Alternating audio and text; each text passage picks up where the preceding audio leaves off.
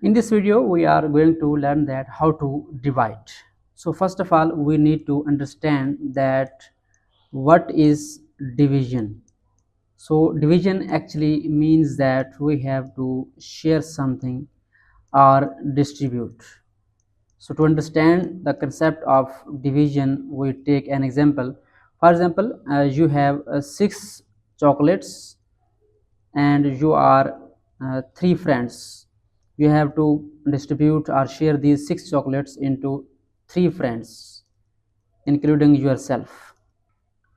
So now question is that how many chocolate will each friend get?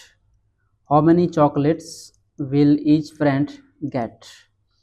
So to solve this problem, we have to understand division. Okay. So what is division? Total we have 6 chocolates and there are 3 friends. It means that we have to distribute or simply divide. This is symbol of division. We have to divide 6 chocolates between 3 friends. So mathematically we can write it as 6 divided by 3. So answer will be here that how many chocolates will each friend get. So how to get the answer? First of all, you see what is the divisor. 3 is the divisor, mean number of friends who are going to get chocolate, and 6 number of chocolates is dividend. So you simply recall that how many times 3 goes into 6.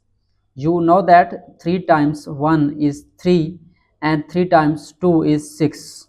So we get exactly table that 3 times 2 is 6. It means that 6 divided by 3 is equal to 2. So here we get the answer that each friend will get 2 chocolates. Mean we have distributed number of chocolates 6 chocolates into 3 equal parts, 3 equal friends. So each friend will get 2 chocolates. So I hope so it was helpful for you to understand the concept of division.